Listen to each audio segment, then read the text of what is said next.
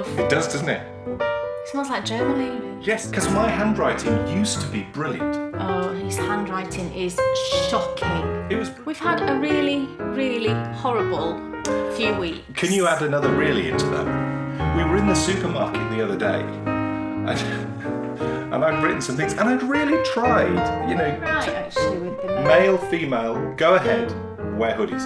But I feel like a... She stood in the middle of the supermarket. She goes, "What's this?" Like looking at one of the things I'd written. Nose spray. They're just... Muesli. It said, well, apparently it said muesli. I don't know in what language it said did. muesli.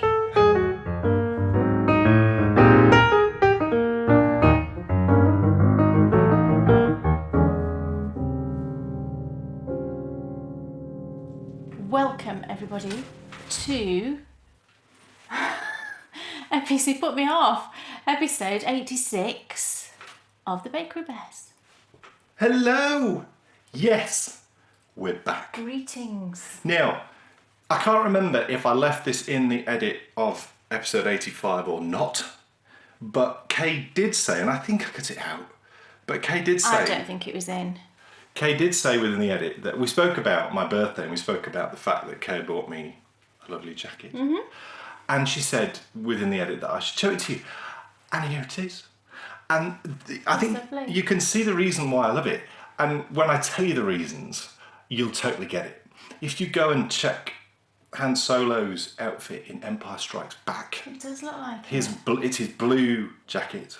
Well, this is very similar. It's like a dark grey, isn't it, I Yes. suppose?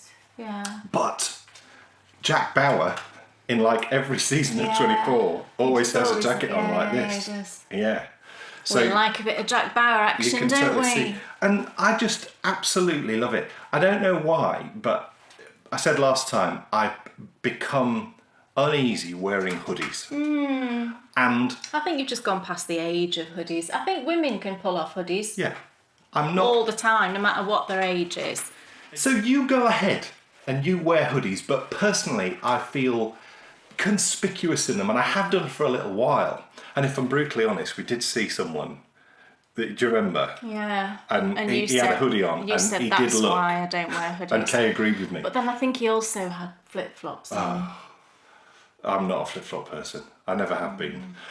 So this, we went looking, and as we said last time, the first jacket I put on was awful. The next jacket I put on, or actually it was about the fifth jacket It I put was, on. yeah. Just perfect. And I'm so loving it. I feel so much more when I go out. Because the other thing about hoods is they're all flapping around behind you. And I can feel the weight pulling You me just down. like simplicity, don't you? You don't like Yes. fuss and things Yes. bugging you and, Yes. you know. And the other thing is, I can put on my red body warmer Yeah, on top over the of top of it, this, yeah. and then I'm Marty McFly. I'm Jack Bauer, Not Marty really. McFly. It's the wrong colour for Marty McFly. No.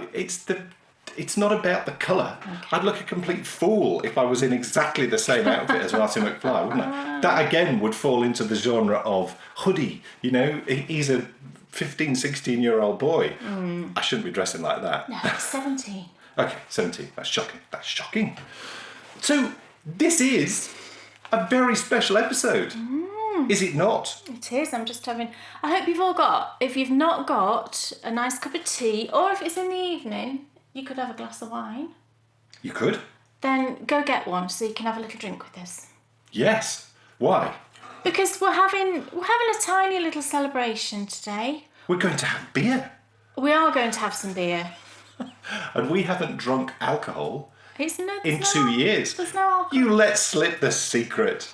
It's not actually alcoholic, because we don't drink. No.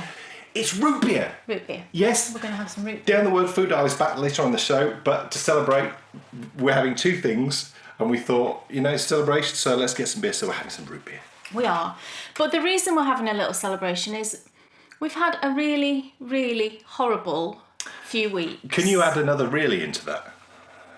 You can add as many reallys into that No, I think as you three. feel appropriate. 3 always works. Really, really, really. Really, really, and then pause. Really Horrible few weeks. Everything's okay, but we had quite a big scare with Dan and his health situation. It was a real shock, wasn't it? It came... Yeah. We just weren't expecting it at all. And normally, historically, we've been kind of a bit prepared for things. But I think this time, neither one of us really, I think was expecting I think that the reason is that I obviously had this huge operation in February. I had a scan in July. Yeah.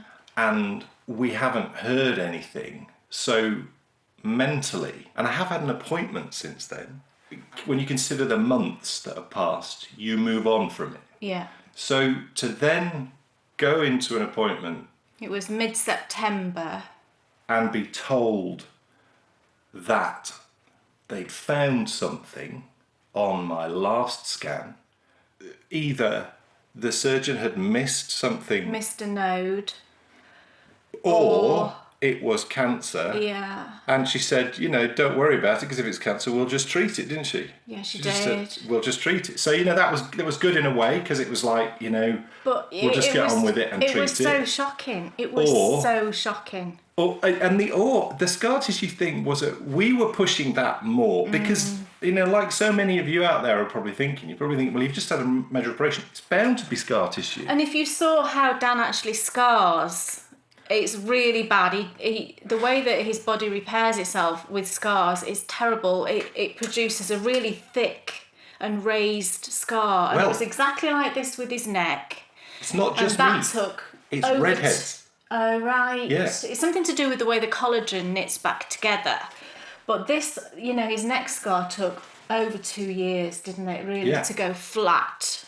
And it's still not totally flat, and that's over 3 years. But so we kind of thought it makes sense that there's some internal scarring as well. But that was not the message. Basically, what the consultant was doing, and I totally understand the reason why, was she was preparing us for the worst. Yeah. Now, the problem was we were going to have to wait quite some time for more tests and scans to confirm exactly what's going on. And the reason for that was they wanted to give it a set amount of time between the first scan and the second scan to see if anything changes. Had grown. To Anything see that got if there's any any bigger. changes. So we were it was a six week period. It was 6 weeks, and it felt longer, didn't it? Absolutely felt longer. And when you're waiting for anything like that, a day feels like a week, doesn't it? Oh, and it was just dreadful.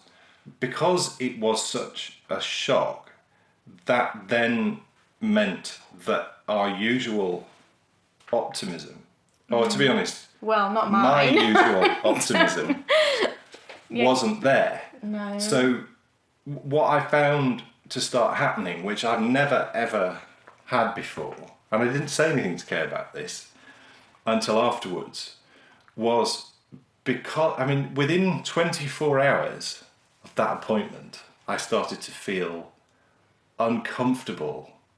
It wasn't really pain. No. It was, if I was going to describe it to you, I would say I was feeling pressure in the area where she said there was something growing. And if I was going to describe that to you, I would say that is the type of feeling I would expect if I had a tumour growing in my abdomen. So we kick off into this 6 week period, which includes my birthday, Bryony, starting secondary school, and getting back from holiday and all of that.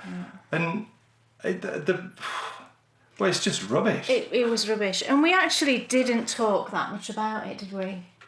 Because what can you say? What can you say? And... I was preparing. I was convinced. And I'm never... I was convinced. I was absolutely convinced that we were going to be down the chemo route again. We were going to be down the surgery route that's what again. That's what it was looking like. It was either... The message we were left with, the consultant said to us, we'll just get on with it and we'll treat it.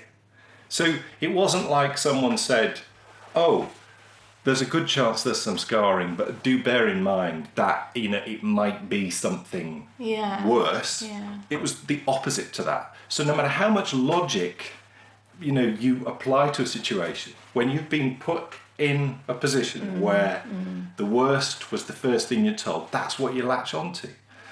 So scans, tests, all sorts. I'm mentally creating pain in my abdomen. The weight. Oh, horrendous. I've never known anything like it. And that's funny because, you see, the thing is, when I was first diagnosed, there was no preparation for it. No. So it was very quick. It was very quick. So there's no time. No, there was literally no time to think about it. I think you were diagnosed one week, you were in having surgery the next week, and then chemo was very soon after that. There was no time. So I think that's been the difference, isn't it? You don't have the space to think about it. Lots of tests, lots of appointments. Last Friday, consultant's appointment, 90% certain it's scar tissue. So, you know, huge, but I mean, it really was.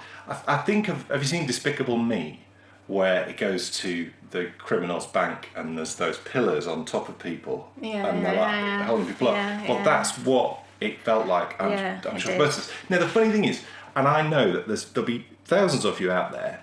In fact, all of us have our crosses to bear, don't we? And we don't talk really at all. We made a decision back in the beginning of 2016 to stop talking about this, because there's always stuff going on. Yeah, there's always checkups, there's always those kinds of worries going on, and you can't live your life like that, can you? And I think, you know, we did make that decision, but this was so big and has been, well, it's affected us quite dramatically. So we want, and also as well, it would be a bit weird us having a celebration episode and without you're wondering, really telling you why, and you're wondering, quite what are they celebrating?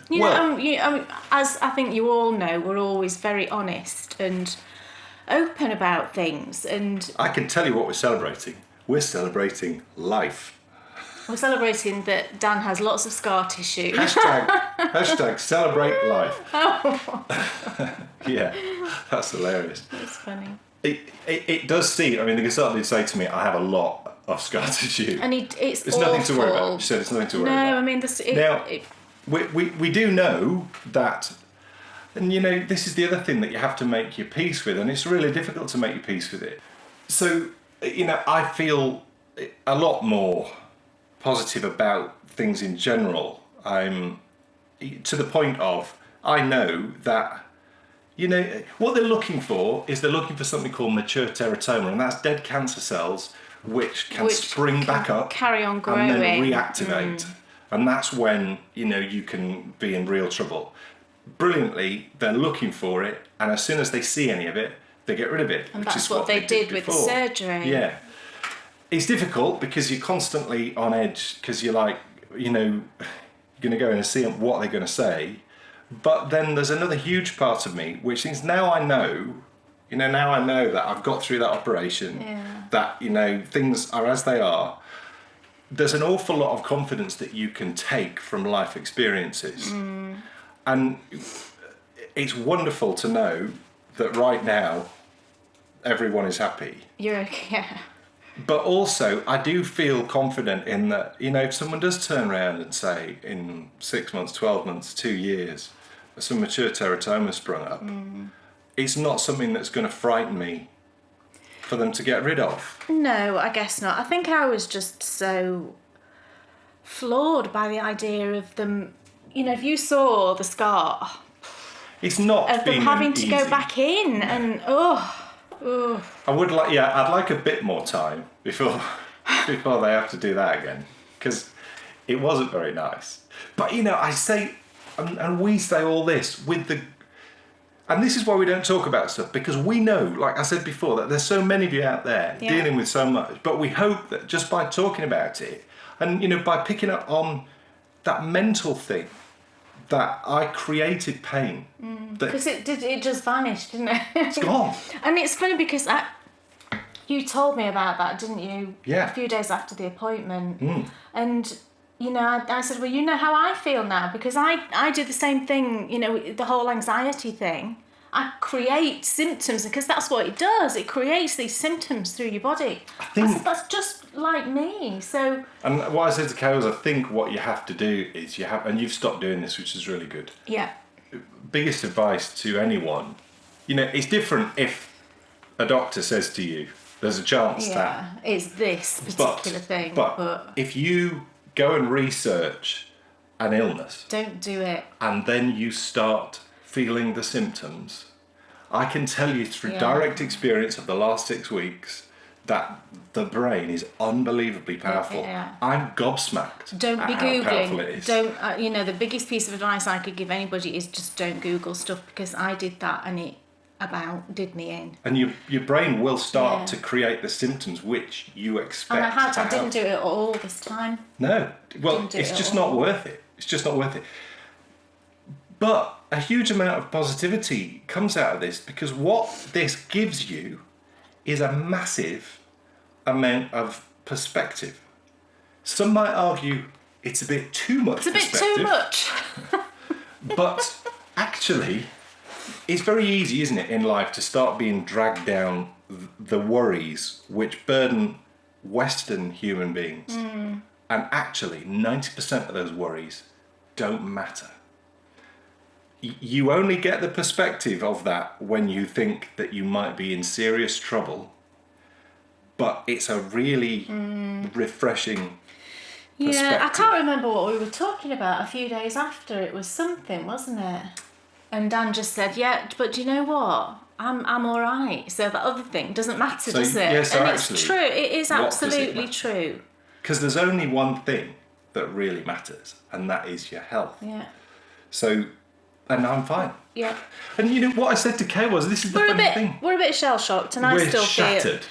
So, celebrate. Big time. Do you know what?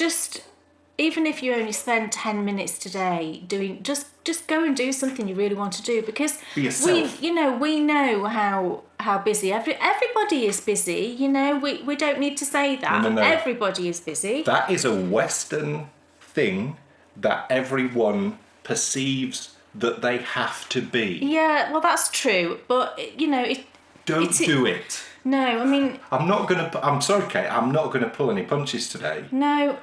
Do not fall into that trap of thinking that you have to put busy. out to the world that you're so busy you haven't got time to do anything. Yeah. Because if you believe that will be the truth. Yeah. And then if something untoward happens, and who knows what the future holds for anybody. Well, nobody knows, do they? Do not waste the time that is looking at you right now by not doing what you've just said. Yeah. Go make the time. You just make the 15 time, minutes. even if it is only that, to do whatever you want to do, whether it's just to sit down and have a nice cup of tea. You don't get, a lot of times you don't get a chance to do that, do you? Sit down and knit 10 minutes on something that you love. Go out for a walk for 15 minutes. Whatever it is. And the key to this is breaking your routine. So if you're lucky and you get the opportunity to have a sit down every day at 6 o'clock, or maybe you go for a walk at this time, do an extra one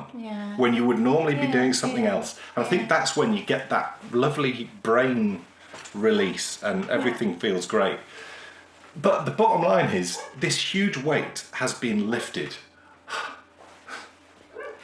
And now it's time to have just the best season. We are going to have the best season ever. Because last Christmas, the festive season, was absolutely ruined, because we knew that this surgery was happening, shortly into the new year. And Christmas just totally passed us by. A Christmas to remember is exactly what we're going to have. Bob the Builder. Yes. The ultimate Christmas movie. And that's we will one of be our favourite Christmas movies. Bob the Builder, Christmas to Remember. Yes. Fabulous. But there's so much. Saying Christmas, it's the wrong thing. It's this season. Yeah. Come to this season, we all love it anyway, because it's getting colder. Great time for wearing your hand knits, knitting big chunky things, because you don't get too hot because it's summer. Which, to be honest, I think that was an issue I was having with the Irish coffee through the summer. It's so warm, sat on my knee, because I get warm anyway, don't I? But this year's Advent calendar, we are going on a quest for the perfect family Christmas. We are. And that is exactly what our advent calendar is going to be. So it is going to be finding the perfect tree, finding the perfect decorations, finding the perfect Christmas shopping. Where is the perfect Christmas shopping? Yeah. Where is it? Advent calendar, we'll be covering all that, our perfect family Christmas, starting from scratch and finishing with the perfect tree, the perfect everything. But there's so much more to look forward to as well, because we've got Natalie Blank on the way, our brand new quiz show, and Knitability, our Christmas special Knitability. Yesterday I was getting this sorted out. The best ever main feature in Knitability. I mean, like, yes. Yeah. We've even extended. I normally send 8 questions to our interviewees, and I sent 11. Oh, did you? Yeah. She wouldn't mind. Well, I hope she doesn't. Look, this is a celebratory knitting podcast, and today we're going to do things a little bit differently. Yes, in a minute it's going to be time for What's on Your Needles, but for the first time ever, it's a What's on Your Needles with a difference. It is. Because we're only allowed to show things which we're loving knitting. And we have to show them in the order of what we love the most. Yes. So we start with our absolute favourite project at the moment. Yeah. And then we work through to the... Now, that's not to say that the final project we show is something that we don't enjoy knitting. It's just the least of our current favourites. So it's like a top... You'll be doing a top 4, and I'll be doing a top 3. Yeah.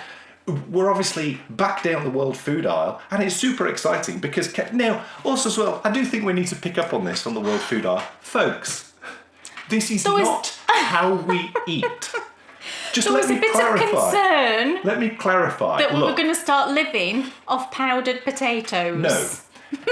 There is a world food aisle in our supermarket which we never go down, and we never buy anything from it. The point of this segment is that we take a stroll down that world food aisle, we find things in there that we think look interesting, and we try them. It's just a bit of fun, and admittedly... I probably did go a little bit over the top about the potatoes, but I did really like them. But Bryony didn't like them. And neither did I. No, so you didn't really. I did like them, but I do have a fondness for like tinned foods and dried foods and things like that. Don't know where it comes from. But, maybe I should have been born during the war or something. We will be back down the world food aisle, but please do remember, this is not how we eat. So we will be back down the world food aisle. We will be obviously showing what's off your needles, but the Baker Repairs bucket list is back. Yes. After last time's disaster from me and success from Kay, we will be voting or maybe vetoing 2 more proposals, and I hope you have one already. I do. Good. I'm uncertain what I'm going to do. Oh, right, okay. I have a few. You're going first this time. Oh, right, that's fine. I know exactly what I'm going to go for. So cool. Kay Jones, what's on your needles? Oh, at last. It's time for us to find out what is your most favourite project at the moment. At the moment, well... I have no idea. I've put this in a bag. I had a huge tidy out in my craft room. Dan helped me move my furniture completely around, and it's much better now, and I just was organising everything, and I got all my bags out, and I some of them were a bit crinkled, so I ironed them all, and this was one that I found that I made ages ago. It's one of the very first bags that I made, so you're probably talking... Wow. I don't know, a few years ago. I just thought, what, I'm going to use it. We're in November now. Why not? And in here, I've got a sock. But this is a sock, and it's just a plain sock. But I think it was Sunday, actually, I just suddenly had this thought of trying out a new way of dyeing yarn. And I don't know why I thought about this. I think I'd been thinking about... Didn't you say to me that you'd always... wondered how to create colourways like this? And I wanted I wanted this speckled yarn, but not, it's hard to describe. I mean, I'll show it you and then you'll understand what I'm trying to say, but I just suddenly thought, right, I'm going to try tweaking a method that I already use, but just doing it slightly different. It takes about 3 times as long to dye the yarn. That's the only thing. It's not difficult, but you've got to be patient. The results... I dyed this yarn and I thought, oh yeah, that looks nice. But I wanted to be sure that there was no difference between, the beginning of the skein and the end of the skein. So what I did was I took one of them, wound it up, split it in half, and then just compared them side by side. And then also what I did was I took a photo of them side by side, and I looked at it in different, settings on your photos, and like black and white and all those other different settings, because I think sometimes a black and white photo can show up differences in tones better than a colour photo. So I did that, and I couldn't really see any marked differences. You couldn't see any differences. I showed it to Bryony, so I thought, right, okay, I'm happy that dye method produces as consistent a colour through the skein as you can. So that was great. And then I thought, you know what, I'm just going to cast on a sock, because I was keen to know what it looked like. And my goodness, I was knitting it and I couldn't stop looking at it. I literally was like knitting a few rows and then looking at it and going, oh my gosh, it's just so pretty. And it came out exactly what I wanted. So I will show you in the skein. First of all, I've got another one here. So this is it in the skein. And I used, there's actually, I think, 5 or 6 different colours in here. So there's purples, and there's a dark bluey grey, there's chestnut, there's pink, and there's gold. And I would never think those colours would work. And this was the other thing, I wrote down some colours I was going to use, and as I was dyeing the colours, as they were layering on top of each other, I thought, no, that one's not right, I'm going to put that one in instead. And it just worked. And when I was looking at it, it made me think of, and I don't know why it made me think of this, but it just made me think of figgy pudding kept coming into my head. So that's what I called it. So this is going to be a little sort of Christmas colourway, and it's going to be called figgy pudding. So these are the 2 halves, the 2 cakes, if you like. And you can see, you can't really notice a difference between the 2. So I was happy that the distribution of colours and speckles and everything was consistent through the whole of the skein. And I'm really glad I did that, because I think quite often as a hand dyer, you don't often knit with your own colours that you produce, and it's always a bother to me. I always think, gosh, really hope that knits up in a pretty way. So I took the time this time just to do that, and because it was a different dye method, so I'm really glad I did. So that's the 2 cakes, and this is the sock that I've started. Oh my goodness. Oh, I just love it. You can see it's consistent on both sides. There's no pooling at all. It's just lots of different speckles. And I don't know if it's going to show, but I used a fairly hot pink towards the end, and you'll occasionally get, can you see the little stitches where you just get these little pops of pink, and there's some gold in there as well. Every time I get to a little pink stitch, I'm like, oh, that's so nice. And it's just lovely. It's just the loveliest colourway I think I've ever dyed.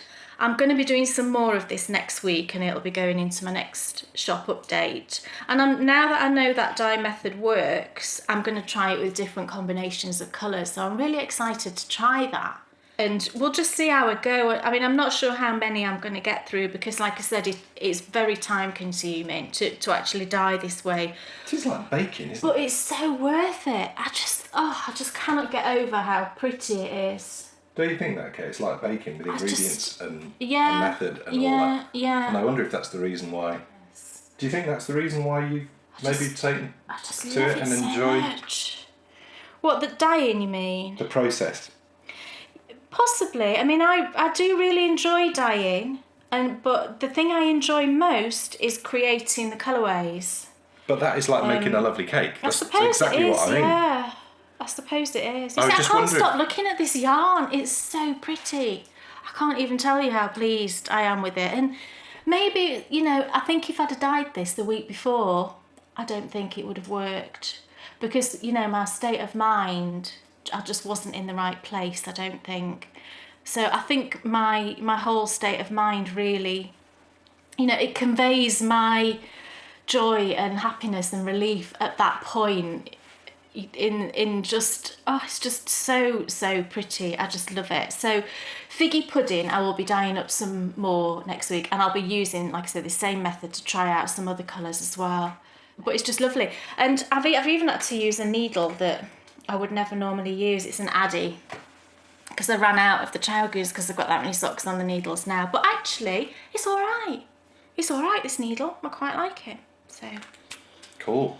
Dan Jones, Yes. what's on your needle? You touch my leg as a celebratory. Touch your leg.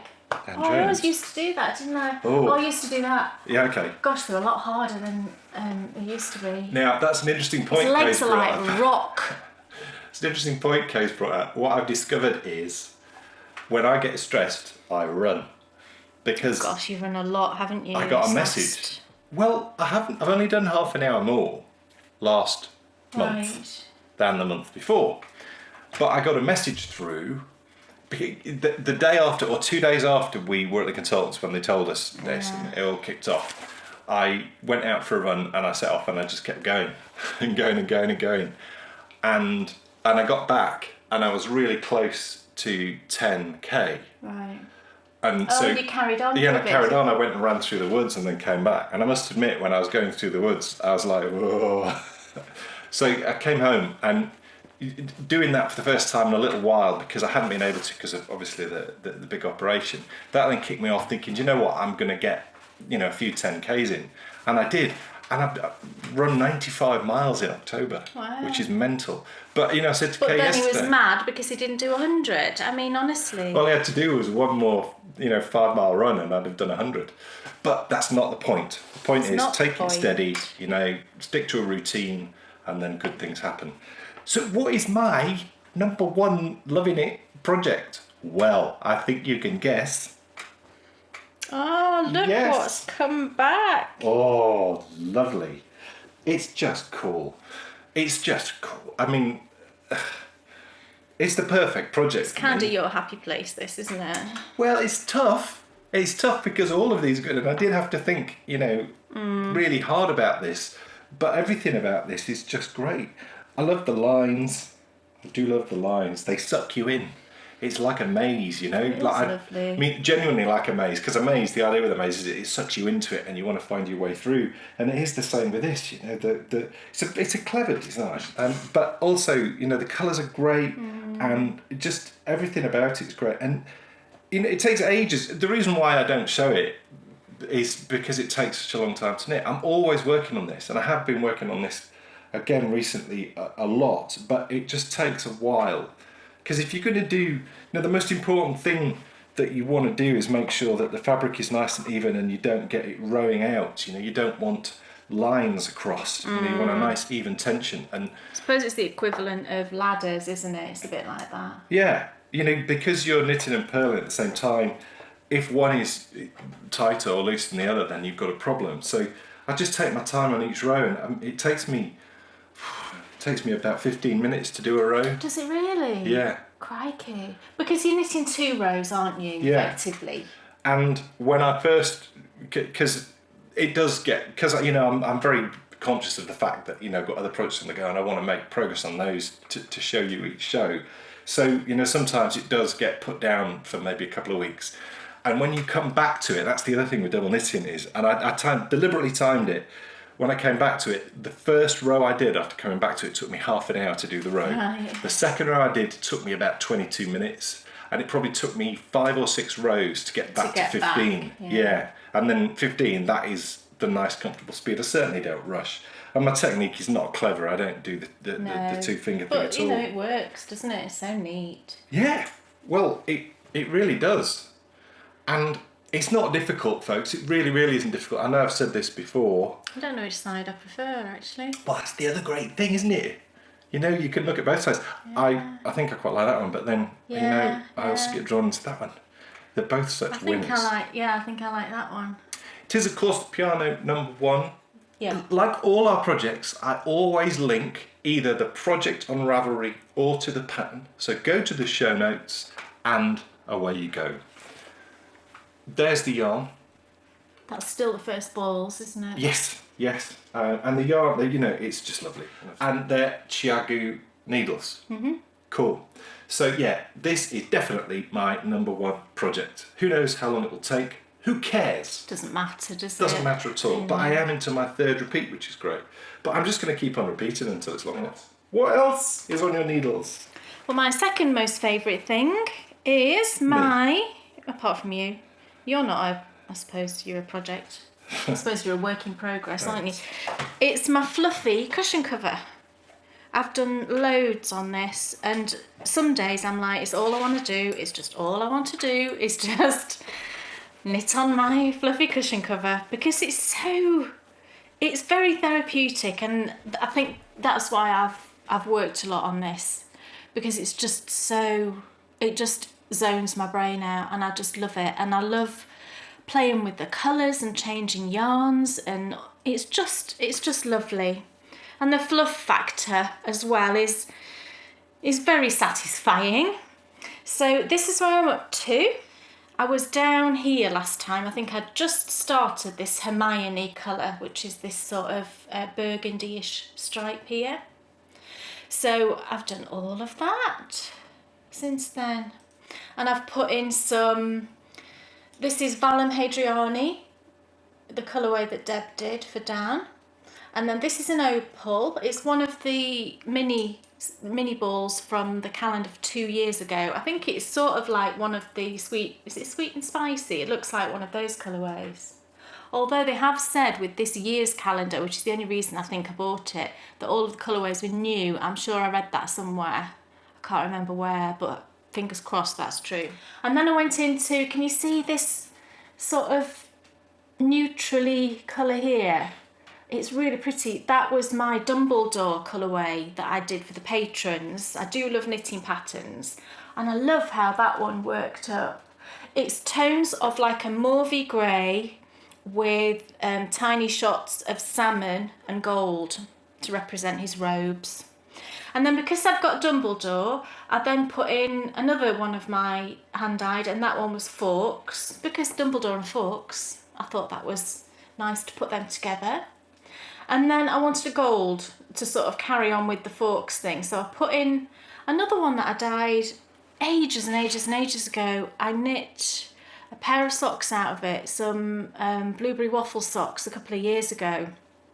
I didn't write down my dye method at all for it, so I couldn't repeat it, but I had a little bit left, so that went in. And then I've just started on, I think this is a Skein Queen mini, and it's just like all different, it's a single ply, and it's just all different speckly colours, so that one's going in next. And this is the fluff that I'm using. It's the Rowan Kid Silk Haze, and the colour is Grace. I think I might have said it was Rose last time, this colourway. Ignore that, it's not. It's Grace, it's this sort of dusky pale pink. And I'm at it about 16 inches, I think. I measured it recently. And the cushion is 18 inches square, so I'm almost done with sort of one side of it. It's just lovely. I would work on this all the time. I really would. I've never got bored of it. Even when I was knitting the whole huge bits and bobs blanket, I didn't get bored for 1 second. And I haven't with this. And I've knit so many swatches of it as well. It's unbelievable. So it's a testament really to either the fact that I love these sort of Zen knits, or that hopefully, you know, other people like it as well. And it's lovely. It's so fluffy. It's so fluffy. I'd like a scarf. You see now I want a scarf in it. So that's my second one. And it's in, I have some new additions to my badge bag. So this is my badges now. Look. I took one of the biscuit ones off because it was weighing down the bag, so I've put that onto one of the other ones. So this one's new. We went to the Harry Potter shop again in half term, so I got that one from the Marauders map sort of motto, and then I got the little owl as well, Hedwig. And then can you see this beautiful one? It's Jules's So Sweet Violet. She so kindly sent me one, and it's beautiful. You know, if anybody's bought one of these and you haven't got it yet, it's kind of like a rose gold on the back, And it's really beautifully made. Jules, it's gorgeous. I absolutely love it. So, and then the Hadrian's Wall one, I got at Corbridge, and that's a wooden one. I really like that. What else have you been knitting? No, what else is on your needles? Ha ha! Actually, this is off my needles. Oh, so Yeah. it is. It's tricky, isn't it? Because whilst it's off your needles, you haven't actually finished No. preparing No, it. that's true. Yeah. So But there is something on my needles that's part of this. So it is it's still not off my it's not needles. completely off your needles No, yet. no. So last time I hadn't finished the legs. I'd done the arms. Now I've finished the legs. And I'd obviously already done the body. And of course, there is... Look! There he is. It's Colonel Mustard. There's his head. Still faceless. He is. Now I'll be doing that really soon. Yeah. And we'll be putting out the videos on how to do it, which actually applies to all toys, doesn't it? Putting eyes on, putting noses on. It's skills suppose, which yeah, you could apply yeah. to any toy making. So that will be out soon as part of our toy knitting series. How will I do? Find out. Who But knows? next podcast, the face will be on. And there may even be more. Who knows? But there is something on my needles. And look, Yay. I'm knitting another jumper. Yeah. Now it's really tricky this because it's obviously the second thing I've shown, so it's the second thing that I'm, really enjoying Third knitting. thing. No, it's the second thing I've shown. Scott. Oh no, sorry, I can see Yeah, that yeah. in front of me. Sorry. So it's the second thing that I've shown, and I think it's more the making one of these. Like I said before, it's like a rite of passage, and doing it feels right and it feels good. I'm not certain I'm a toy knitter. No, I don't. I wouldn't have said you were, but But I'm really glad. But you've done it, Exactly. and you got to put it together. I know. I'm really, really glad that I've done this, and I should have done this before. But actually, I think now is probably with the cables and with the ability to not be dropping stitches because this is slippy yarn. It's and slippy yarn, yeah. Slippy. I'm managing to do it. Also, as well, I'm going to have to cast on for the sleeves, aren't I? Yeah. And that's the knitted on cast on. So I've got a knitted on cast on to do for the sleeves, and then I'll be knitting all on the other side, and then putting it together, and then I putting think it on him. And that colour will suit him. We decided. I didn't have that many colours of. It's the King Cole bamboo cotton, hold him but up I think over. that colour will look really nice. Yeah. And he's going to be a present for Bryony for Christmas, isn't he? Yeah. Yeah. Colonel Mustard Easy is his peasy. name. Having well and truly finished by then. Colonel Mustard. And who knows? Maybe next year I should try and knit Maybe her. it's a little tradition of you knitting Yeah. Bryony a toy. And maybe next year she shouldn't know. No, well, she's probably kind of forgot. She won't have done when it comes out. But do you know what I mean? She'll not be expecting it, is what I mean. No. But yeah, I think that it would be a shame now that I've done it, and now, because there is something really special about the instant reward that you get through knitting all those little pieces. It's unlike anything else I've ever knit before. So it's wrong of me to say I'm not a toy knitter, because I have enjoyed it, but I do enjoy long rows.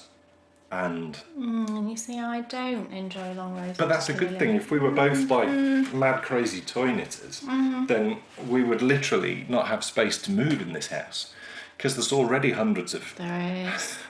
stuff The to stuffed toy situation is out of hand. Well, it's a lot better than it was. Well, there's a lot in the loft that she didn't know about that I cleared out ages Yeah, ago. that's why it's a lot better Two than black it was. bags up there. What else? Now. Is this what I think it is? Ladies and Useless. gentlemen, He's useless. this is a big one. Now, we're being naughty in a way, because Christmas presents are supposed to be a surprise. That's true. But there's more anticipation, I think, when you know it's coming in the first place. Because this year, as part of our advent calendar, how could we not finish the quest for the perfect Christmas with a gift? And that gift will be for all our patrons. So on the 24th of December, as part of the advent calendar, you will receive the first of Kay's Platinum collection. Yes. This is going to be an exclusive sock design, which every patron will get as part of this year's advent calendar. Yes. And what's it called? It's a pair of socks. Ooh. And I've called it All Is Calm. Oh, because that kind of sums up everything in a way, the way that we're ending the year, and it's obviously a line from a lovely Christmas Carol. It just, Night. yes, and you know, the design and the yarn that I've used all ties in, and it's this is a winter theme, and what Because yeah, the Platinum Collection, the first one is going to be free to everyone who is a patron on the 24th of December. So you will get an email with a PDF. And you'll be able to download the pattern. Yeah. And there it is. And this is an exclusive pattern. Will only ever be available to you. It won't be going on Ravelry at all. After the 24th of December, though, it will only be available to gold patrons and above. And that leads us into what Kay was about to start talking about then. And that is the fact that she will be doing 3 more patterns. Yeah. Platinum Collection. Yeah, patterns. in spring, summer and autumn. Yes. And they will be out next year. Yeah, and those ones will only go to... They will be gold and platinum patron only, exclusive patterns. Yeah, but for the first one, and it's Christmas, and you know, as a way of saying thank you to everyone, we wanted to make it available to all of our patrons for the first one. So bronze, silver, gold, platinum. Yeah. So I've got one sock finished and the other one I'm working on. I'll show you the sock first and then I can talk about it. So it is lovely, I've got to say. You've got like... Is that lace?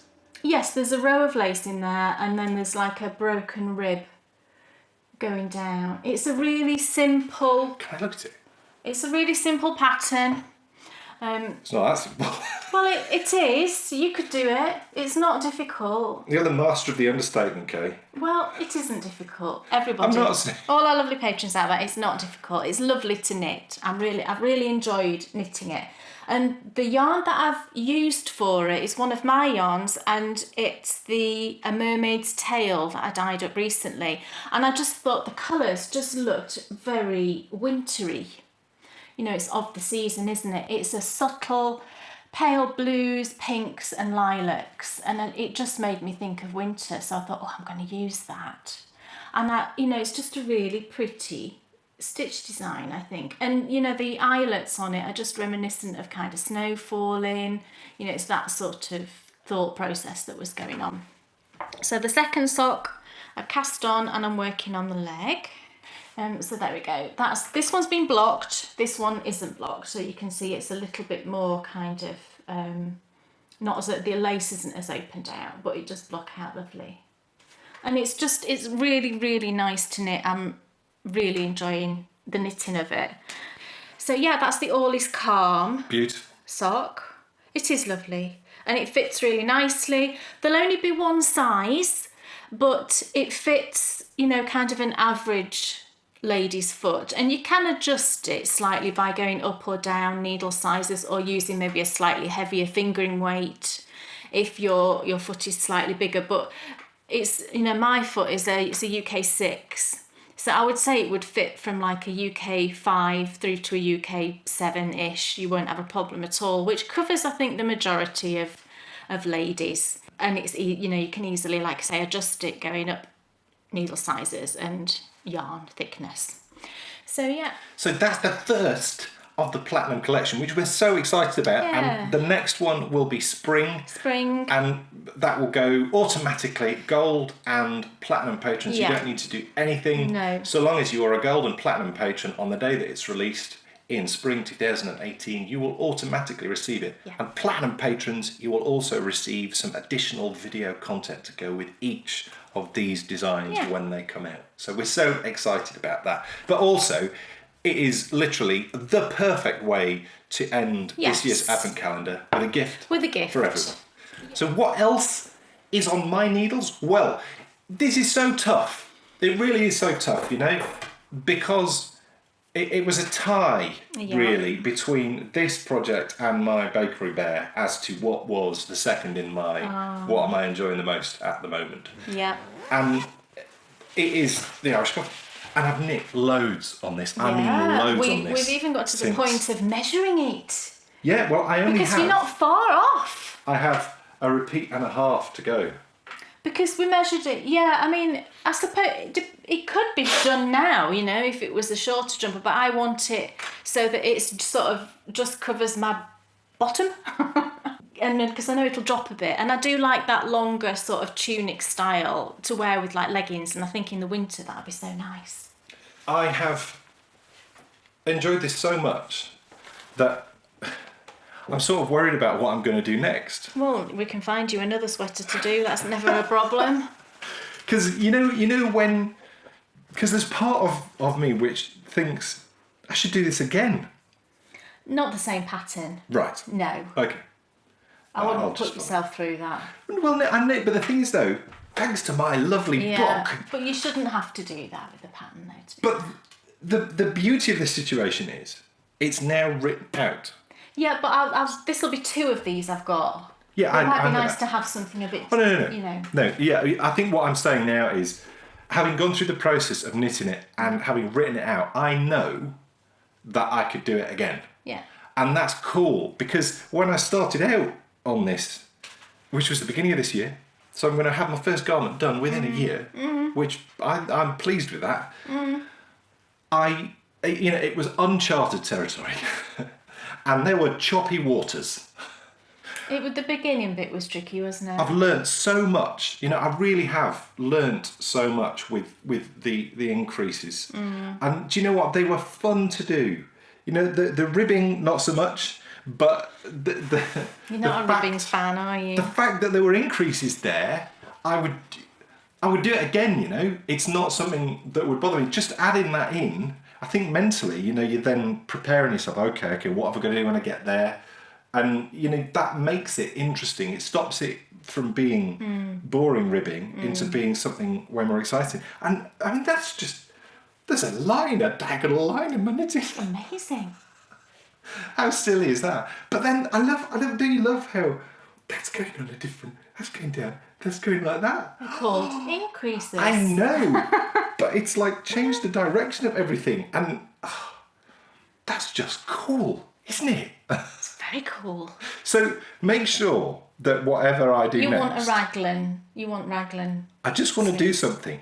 I don't want to do a seam thing. No. No, because I think I'd be bored. Yeah. No, I'd find you something that's in the rayon. Yeah. So, I would really like raglan, I think, because I've really enjoyed that. Top down raglan. Well, I'd be open to anything. What would be nice? I'd go top down because that's what you've done. And yeah, I mean, what would be nice would be, I don't think I'd want the body of something which was straight knitting. No, you want something going on, don't you? Yes. And, front and back, I think if I was knitting straight across the back, I'm worried I might get... Oh, right, okay. This is very specific, isn't it? But that's good, isn't it? You're going to have to do some pattern hunting. So a front and back design, I think, would be nice. Right, okay. And, I am feeling more comfortable... No. I was going to say, changing colours, but no, bad idea. No. Stick to one. You just want some yarn that'll be interesting to knit with, maybe. No. But this was just I'd love this. This was just a flat colour. I'd love this. Got a little pill on there. Yeah, well, it'll be my shoddy needlework. It will pill. It's superwash, so it will pill. I have had no issue at all with this colourway. And that's interesting, isn't it? Right. So that is my third and final What's on Your Needles. Brilliant. What else? I've got one more. What is the thing that you are enjoying knitting on the least? Now, I only say that because I'm not thoroughly enjoying the method of knitting this, and I'll explain why. It's my Newt Scamander scarf, which has grown hugely from the last time I showed you. I'm just knitting this at bedtime, and it's just, round and round. Look, how cute is that? It's so huffle-puffly, isn't it? That should be a word. But this is, look. So I think I was way down here. I think I'd only done a little bit, really. So it's this long, look. It's difficult to show a scarf, isn't it? There we go. Oh, I could just do that. Look, see. Now, in the picture, you can count the stripes and there's 12 of the grey. But I think mine's going to have to be a bit longer. I'm presuming the yarn must have been thicker or something. It's down to there at the moment, and he just wears it like this, so it doesn't have to wrap around or anything like that. But I think it needs to be kind of just below your waist. So I'm just going to keep going until I run out of the pale grey, because that's the one I've got least of. But I think I'll be absolutely fine, actually, because I weighed what a stripe took and worked out that after 12 stripes of the grey, I think I'd still have... What happened?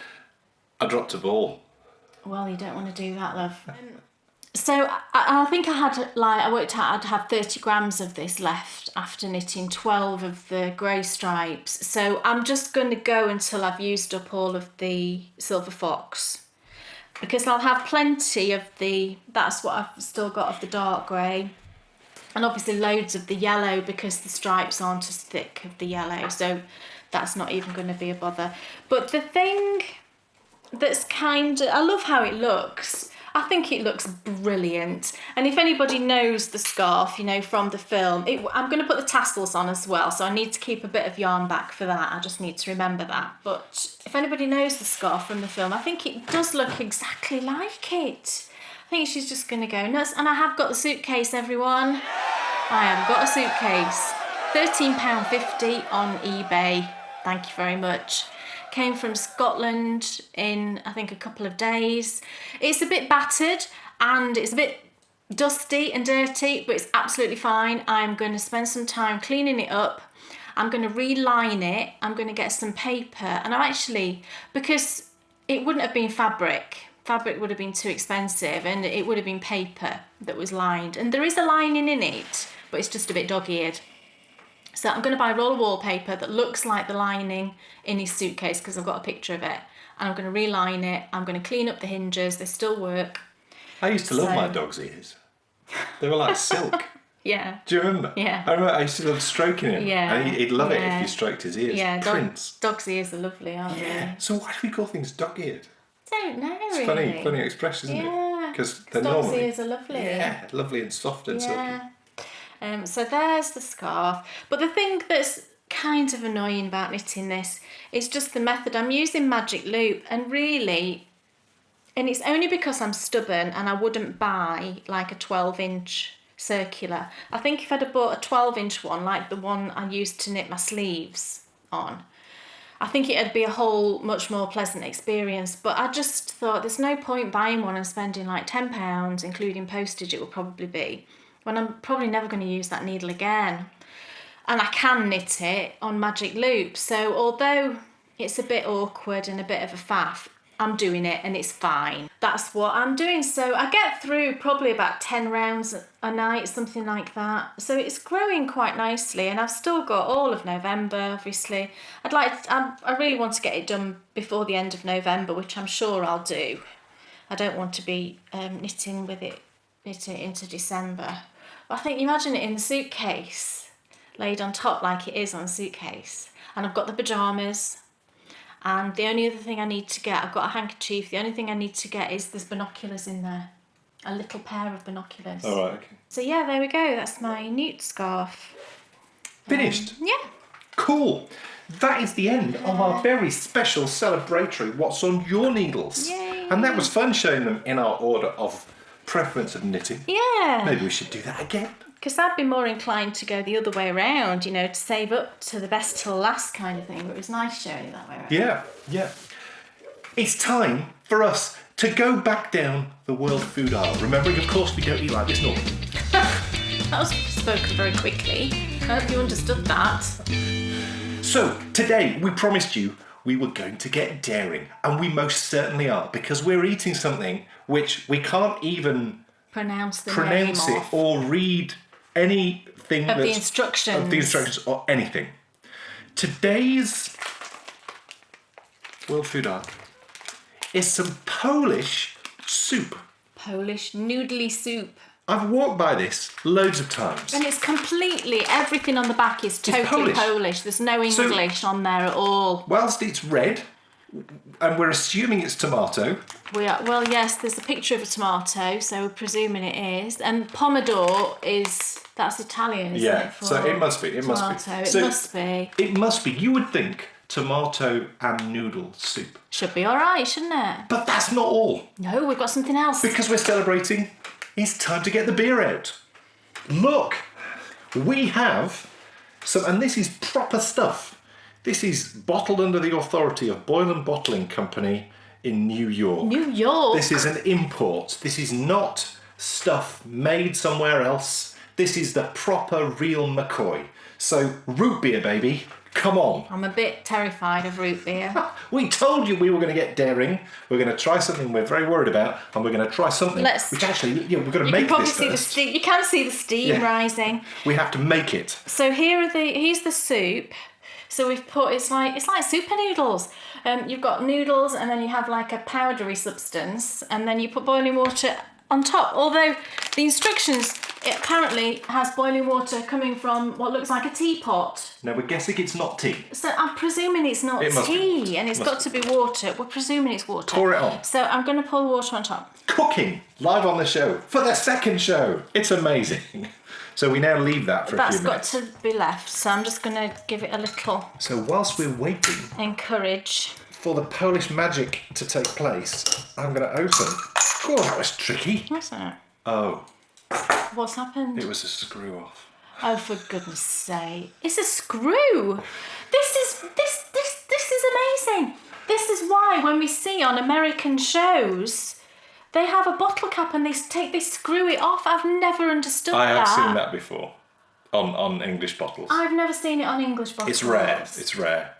Amazing. When it's a cap like this, normally it's always you've got to use the cap, I opened it with it. And it's screwed. Well, I feel authentically American. Here we go. I know I sound it. Oh, that's dark. Oh, I'm scared. I'm scared of this root beer lark. This is dark stuff. It looks a bit like Coke, to be fair. Yeah. Oh. Oh, does it smell bad? What's it smell of? Oh, I'm scared to even smell it. Let me smell it. Let me tell you. My mum and dad used to use a toothpaste that was a powder. Oh, I remember that. You dipped your toothpaste. Yeah. And It then smells like that. smell it. Oh my Lord above. It does, doesn't it? It smells like Germaline. Yes, that too. Why would you drink this? Oh, it's going to be bad. Oh, I can't believe that. Oh, it smells bad. Shall I try? Go on, man. I'm going to go in. I'm scared for you. Here we go. Just do it. Go on.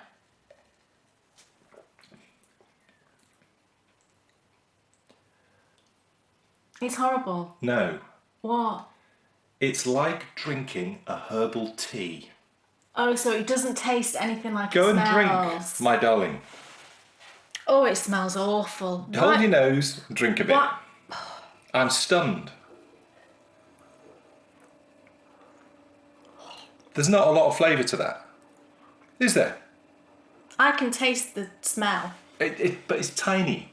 To me... Oh, no, it's horrible. The I'm flavour... getting it afterwards. Not really, no. I'm just getting the flavour right at the back. I'm really shocked because I thought that was going to have a really strong flavour. And it doesn't. It's like drinking... Do you remember the machines that you used to fizz yourself? What were they called? Soda streams. I remember making soda streams and trying out, different things and all different concoctions and stuff when I was young with the syrups and things. It's like you've overdone the syrups. There's too much going on. I had to have water. And actually it's cancelled itself out. It's nasty. That's really horrible. Why would anybody like that? What gets you, it's the smell as you're drinking it.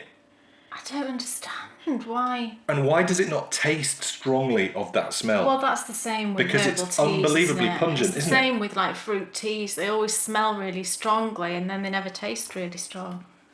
I'm really shocked. I suspect what that might be. I can still taste it. It's not nice. I suspect what that might be is that might have been something which, if we'd grown up with our mum and dad having that and it being a special treat, if you'd had it young enough, I think it's a bit like, the first time you drink beer tastes weird. It doesn't taste very nice. And you have to... No, I never was fond of beer. But, No, you have to learn to really appreciate I'd rather be it. drinking beer than that. Because we've learned over years to appreciate it. I can still taste it. Whereas that is such a alien flavour to me, and I think to you as well. And it does. I mean, the smell, it's germaline full on. It is. And but why would you invent something that smells and tastes like that? I don't know. It's got to be maybe it was a medicinal thing. Yes. I bet it was a medicinal. It's got fennel in it. I think that... if somebody said to me, drink this, it'll make you feel better, I would say, yeah, it definitely tastes like a medicine. Yeah. And I do wonder if the people who enjoy it are people who've grown up with it. Maybe so. Is there anybody out there that likes it? Is there anyone then tell us, who has tried it first in your 40s and loved it? Yeah. I'd be surprised if anybody like us who had never tried it before liked that. So, root beer. So we're scoring it out of 5. We had them both together to give us a score out of 10. 0. Oh, no. I cannot give it a score. It's the worst thing I think I've ever drank. Seriously. I don't know if I've ever drank anything more unpleasant. I think I have drunk things that are more unpleasant than that. What? When I was young, had some pretty revolting things I'd come up with myself. Boys have a tendency to soda stream things. Well, to me, that's a nondescript carbonated drink. That? Nondescript? I don't get a lot of flavour from it. It absolutely stinks. I'm getting a flavour and I can still taste it. I can't. I can. The smell is awful, but the actual drinking of it, it's just nondescript. It's nothing. So I feel like I've just put germaline all inside my mouth. I'm going to give it 2.5. I cannot believe you're giving that 2.5. Yeah. Out of 5? Yeah, so you're giving that a 50% score. But I haven't, because you gave it 0, so its total score is 25%. You can't score it more because I've not given it anything. No, I haven't. But the bottom line is it finishes up with a score that it deserves, and that is 2.5 out of 10. That's bad. Yeah, it's not very pleasant. I don't know if these should have been boiled on the hob, because they're still fairly solid. But that's been 5 minutes. I know. It doesn't say, does it? It just shows water being poured in. This looks really not nice. No, and then it says 3 to 5 minutes. So presumably, just taste the broth. Just try. Oh. Just try this. Oh. Right. Okay. I'll do it. Oh, But it smells not good. need it doesn't smell good. I need a clean palate. It needs a fair crack of the whip, does it not? Here we go. So this is... I do think it should have been, because if it's like super noodles, you have to boil them on the hob, don't you? Pomidorowa. But that does not show you boiling it on a hob. It just shows hot water being poured into it, stirred, and then it says 3 to 5 minutes. Yeah. So. Okay. So I'm trying the broth. It looks really pasty, doesn't it? Yeah. Looks like something you'd get in Oliver Twist half. Oh no. Oh no, I'm going to try it. Have I got to try it? Yeah. Oh no. What's it like? This has not been a very successful week. This is not like the potatoes, is it? It's not nice, is it, at all, that? Are you meant to drink that? Well, it's soup. It's soup. It does show it in a bowl like that. What's the money on the side? That's what they give you for trying it. Okay, I'm going to try some with some noodles. I don't think they're cooked properly. What is that? Ugh. It's a hard bit of noodle, I think. That looks all scaly. Oh no. Don't have a lot. I don't get any tomato flavour. It's horrible. It's just very salty. It tastes incredibly salty to me. That is unpleasant. It does say, look, tomato soup there. Oh, hang on, the ingredients are in English. There's a sticker being put on top of it. Upside down. Oh, the instructions are there too. Oh. Right, of hot water, mix thoroughly. That's exactly what we did. Let's stand for 3 to 5 minutes. We need to score it. I thought that'd be all right. So did I. I thought it'd be, you know, okay if you took it camping sort of thing. Not Yeah. that I ever go camping, but Let's score it. I want to say 0 again. Oh, come on. 0. All You're right. giving it 0. All right. Well, no, score it how you feel. All right, 1. Why are you giving it 1? Because I could probably eat just the plain noodles Cool. and not the broth. Fair dues. I like that. So 1. I'll also give it 1. Well, this has been terrific. We do not recommend that you have for your lunch today Polish noodles and root beer. It's just not nice. No. You know, super noodles are okay, I like super noodles. Super Yeah. noodles are all right. but that is just not pleasant. That's really not nice. Our journey down the world food aisle this time has not been particularly positive. No. It will be back though. World food aisle will be back, and Kate, look, I really do think that we should try some Twinkies. Oh, gosh. It can't be any worse than that, We've can been it? warned off Twinkies. But we were also warned. We were warned off after the The potato thing Yes. we really liked. So- I would eat a mountain of those potatoes ahead of any of these. So I think we should try Twinkies, because it can't be worse than that, can it? Right, okay. So next time we're trying Twinkies. Not the chocolate one though. No, because you I can't. can't do the As much as chocolate I'd like to have the peanut butter filling, Oh no, I can't do that at all. and I'd love to know also, what is a Tootsie Roll? I said to you, didn't I think I've seen these before, and they're in like a tube, but I don't Right. know what they are. I'm interested. Can we move these Yes, away because yes, they yes, smell yes. bile? So that is the end of the Bakery Bears down the world food aisle. It's time for us to find out, Kay Jones, what's off your needles? Yay! I've got to lean. I've got 1.5 things. Cool. Does that count? The half. Yes. So the first, I'll show you the half first, and it's a sock. I finished a sock. So- This is your Goldberg Socks. Yeah, these are my Goldberg socks, my 80s inspired sock, and it's so fun. I pop it nicely on the blocker. I haven't washed this yet. I mean, I wouldn't normally just, wash one without the other, but I am a bit bothered that the colours are going to run into the white. So I need to think about that. I might have to just stick a load of colour catchers in or something. Look. Oh my goodness, how fun is that? It's super fun. Is that not the funniest sock you've ever seen in your entire life? Makes me think of My Little Pony. Does it? Yeah. Rainbow Dash. Right, Rainbow Dash. And I'm on the second one. I'll just show you where I'm up to quickly with that one. Oh, there's ends everywhere. But look, I'm well into the colour on the second one. So, yeah, it's just a plain sock, really. And I just put in these stripes. I did 8 rows of each of the colours. There's fondant fibre, there's Juliana's fibre, there's some of my hand-dyed. But then this one, do you know the indigo stripe here? It's actually a yarn I've never used before. It's Koigu. And I won this from Marsha, actually. Lovely. Wow. Yeah, ages ago, Probably Marsha. sounds Japanese. Koigu. Yeah. I suppose it does. I don't know where it's from. I have got the ball band, so I'm going to rummage. But, oh, so here it is. Koigu. I wonder if it says where it's from. Made in Canada. Right. Chatsworth, Ontario, Canada. There's a Chatsworth in Canada. I want to see pictures of it. Can you believe that? I want Does to see what anybody it's like. live near Chatsworth, Ontario in Canada? We'd love to know what that's And like. if you're on Instagram, please post some pictures and tag us in. Yeah. But it's 100% merino, and it's 50 grams, and you get 160 metres. So that would mean you get 320 metres for 100 grams. So it is a thicker fingering weight. When I was knitting with this, I'm thinking, this is never in a million years a fingering weight. It feels more like a sport. I mean, look how thick that is for... Very thick.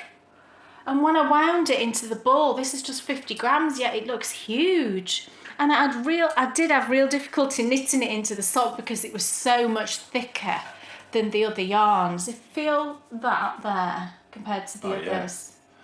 It's so much thicker, but it's okay. But this is the colour I'm kind of most concerned about running. I don't know what Koigu's reputation is like for that. I mean, it's a beautiful colour. It's more blue. It's showing purple on the screen there. The purple that you can see on your screen is actually dark blue. It's very lovely yarn, but so thick. And I think it would make a nice pair of socks, even though there's no nylon, because it's a high twist and it's, you know, it's quite thick. And if you knit that to a dense gauge, I think it would make great socks. So it was lovely to try this, and I was intrigued to find out, you know, that it was so much thicker. So yeah, that's my first one. Oh, such a happy sock. Oh, you totally should do this. It doesn't have to be a rainbow, does it? You could just choose a bunch of your favourite scraps and stripe the top, and then, you know, do a white foot. And I thought, oh, am I going to get bored knitting just this white foot? And I totally didn't. It was lovely. Didn't have a problem knitting it at all, and it went quite quick. So that's my first half finished object. Well, I finished my Messalina, everyone. Wow. And I actually did end up using, I was sent 6 balls, 6 skeins, yeah, they are skeins. And actually. this is what you'd like me to knit you a jumper in? I do, I'd love a jumper in this. Okay. It's the Blacker Swan Falkland Island DK, and the colourway I used was Pebble, and I had 6 balls of this. They're 50-gram balls, and they're 119 yards each, and that's what I had left of the 6th ball. It's about 15 grams. So it's quite high yardage. It's a DK weight, and it's come out so lovely and big. I can't even tell. Well, I don't have to tell you, I can show you. Look at it. It's huge. I don't even know if I'm getting it all in. There we go. It's so nice. So I'll hold one end and you can see how long it is. That's one end. And that's the other. I mean, that's my wingspan, so you can see it's way beyond my wingspan. I'll just wrap it around so you can see how it's just so big and cosy, and it's just such a lovely big cosy shawl, and the yarn's beautiful. I just love this yarn. It is my absolute favourite yarn ever. So it's essentially, you know, it's the same design, but I've completely changed the shaping of it. You get this beautifully straight edge along the top, and I also maintained the increases whilst doing the border as well, which I didn't do on the first one. So that gives you a lot more length, and plus I think it just looks so pretty that, you know, it's all incorporated, the increases. Yeah, it's gorgeous. And this is, of course, the first design we've done on the new publications. Yeah, we've used new software. One of my test knitters is finished, and I'm just waiting on one. Plus, I've just got one person as well just doing the cowl for me, because you've already done that. So it'll be fully test knit. And fingers crossed, I'll be able to put that update out on the next podcast. It's just a really nice, it's a simple knit, there's nothing complicated, but you've got that bit of interest with that lovely cable and twisted stitches. And I'm so pleased I did this. I've been putting it off actually doing this. I've wanted to do this update for ages, because I always wanted this one to be actually bigger than it originally was. And you just put these things off, don't you, to do other things. But I'm so glad I took the time to do it. And especially with this yarn, it's just absolutely, I just love it. And I was actually watching a podcast this morning, and she'd knit a garment in this exact yarn, and she was saying how she didn't like the fact that it pilled. I've never experienced, I mean, admittedly, I've never knit a garment in it, and I'm sure that it probably does pill because it's merino. It's got some Shetland in there. But I've got it here actually. I put it on, but then I was too warm. I knit my Duchess of Devonshire in this same base. Here it is. And I've worn this and worn it and worn it, and admittedly, it's not a garment. I think I could tell. But I've never had any pilling on it. And I've worn this an awful lot. But I suppose under your arms and things like that, then you might have an issue. But do you know what? I don't even mind if it pills, because that's the trade-off, isn't it? Sometimes when you've got a lovely soft yarn, that you will get a bit of pilling, and I don't mind that at all. What I love so much about this design, and it's always been one of my favourites that you've done, is the thought process behind it. Because that's the wall. The cable is the wall, and then these are the soldiers. Yeah, well, they're the soldiers, but then there's the marching soldiers, aren't they? There's all the soldiers that are on the border as well, and then the the stocking stitch areas One side is Scotland, one side is England. Caledonia and Britannia. Yeah. Yes. But it's lovely and it's I think there's totally a way I think that it could go forwards ways. Yeah, it could. It's big, but I mean, it totally could. I totally think. Oh man. Yeah, I mean, it totally could. I'd have to do a bit of arranging, but it works. Oh, that's beautiful. It's so snuggly.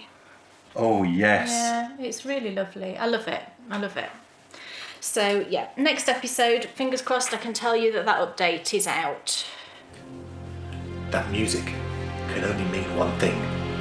It's time for us to delve into the Bakery Bear's bucket list. Oh, right. And this time, I'm afraid you're going first. I'm going first. So, if you remember, each episode that we run this, we bring a proposal to the table. Kay will do a proposal. I will listen. I will then do a proposal. Kay will listen.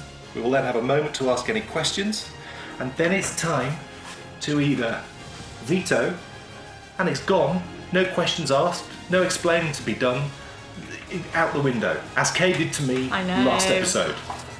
Or vote. It's in. It's on the list. Yes. So, Kay. I'm going first. Well, I went first last time, so it's only fair that we should rotate. Okay. So, over to you. I'm not sure what we're going to name this. Well, you could easily name it actually. But what I've wanted to do this for ages. And the thing is, we could have done this, but to do it properly and in the way that I would want to do it, it would take a bit of planning and a bit of sort of saving for. But what I would love to do is have a really well planned and well thought out and well structured and all of the details sorted trip to London. And I would want to go for probably 2 nights, maybe 3, but probably only 2. But the reason I want to do it is I want to take, or I'd love to take Bryony to the Natural History Museum, and I would love to take her to, what's the shop called, Forbidden Planet, where, you know, there's loads of, she's been spending some money there online recently. I'd love to take her there, and I'd love to take her for some nice meals, and I would want to stay in a really nice hotel. This is probably where the problem lies because, you know, it's pricey, isn't it, in London? But I'd want to stay in a really nice hotel. I want a hotel with a swimming pool. And again, I don't think there's a huge amount of those in London and they're quite pricey. But because Dan and Bryony love to go swimming, so I'd love to have that option of them being able to go swimming, you know, when we come back from a lovely day out or first thing in the morning. I want to have a room that's like a suite. You can get them where they have 2 bedrooms, and I would want that. I wouldn't want us all in the same room. And I just want to have a really nice time, you know. I want to maybe visit a couple of parks. Maybe I'd love to go to Buckingham Palace. So this is why it'd have to be planned because it's only open at certain times of the year. So I'd just love to do all of these things in London, but do it in a way where it's not going to stress me because I think that's the most important thing. I'd want to go first class on the train. That's another thing I'd want to do. So it's kind of a luxury London trip and do all these things that I've wanted to do for ages and maybe visit a couple of yarn shops, but that's not high on my list at all. That's not my motivation, but it's just to be able to take Bryony really and let her experience it and go on a tube so she knows what that's like, and it'll kind of remind her a bit of some of the Harry Potter films as well because you see sort of bits of that underground stations and things. So that's what I would like to do. A luxury London trip. We have, we have an opportunity to talk about and ask questions in a bit, so okay. Maybe we should. I should say until you don't say anything though till the end. No, I'm not going to say anything. Okay. But immediately you can see. Oh right. Can you see anxiousness in my face? Right. Okay. And I understand that anxiousness, and this is why I said at the beginning, a well planned and a well structured and organised and everything. But obviously, you're free to do whatever you want. So, what is my proposal? Well, it's really tricky, this one, because there's a few, and it's knowing quite which way to turn because I want to win. Is it a competition? I want to get one on the list. Right, okay. But, I have to counteract that with... the point of this is that we're proposing things that are on our bucket list, that we want to do while we still can. Yeah. So, we love history. We do. As you found out last time when Kay's Poirot cruise got on the bucket list. And there is something that I would like to do. Now, you know how excited we get about Romans and about showing you and the adventures that we've had. And there's one part of the world which we always feel at home in, isn't there? Yeah. Hadrian's Wall. Yeah. As soon as you get to Hadrian's Wall country, Yeah. you just feel at home.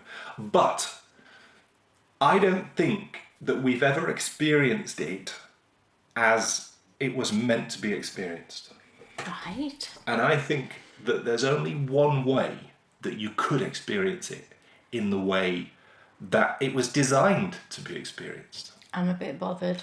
And what do I mean by that? Well, I should tell you. Hadrian's Wall stretches 84 miles from one coast to the other coast. So it literally cuts England in half.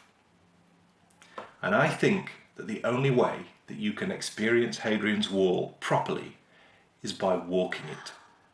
And I don't mean lots of days out walking different sections and going back and doing it over 6 months. I mean going there for 8 days and walking all 84 miles of it. Starting on the beach in Bowness-on-Solway, where we've actually been once before. We have, yeah. And then walking every single inch of a designated path that's actually there, the Hadrian's Wall path, and ending up on the opposite coast. So we'd go coast to coast, just like Tony Robinson did like Tony Robinson. in his Channel 5 series. We'd go coast to coast, following the exact track of Hadrian's Wall. We would start in the west. Difficult decision, because you think logically, okay, start in the east where Hadrian landed and then follow it across over to the west. But over in the west, the land was very marshy and the wall isn't there. It's not there. So I think that the right way to experience it is to start out where there's nothing and then get to it and enjoy it. And then, yes, okay, you then get to Newcastle, but there's tantalising glimpses of it right the way through Newcastle. We touched on a little bit of that at the Benwell holy shrine that we mentioned where we went to Corbridge. And there's lots of other bits as well, right in the middle of the town. There's parts where you can't see the wall, but the line of the wall is marked. And to fully appreciate it, I think you need to experience it as the Celts and as the Romans would have experienced it. Now, I wouldn't ever make you camp, because I know you wouldn't like to do that, even though, if it was me, I would strap a tent to my back and I would stick a tent up. So you wouldn't wash for 8 days? No, of course you'd wash. You Where? You knock on, like those people knocked on our door. Oh, get on. And asked if they could, but no. All the way along, there are hostelries and B&Bs and all sorts. So you plan it out. 10 miles a day, easy peasy.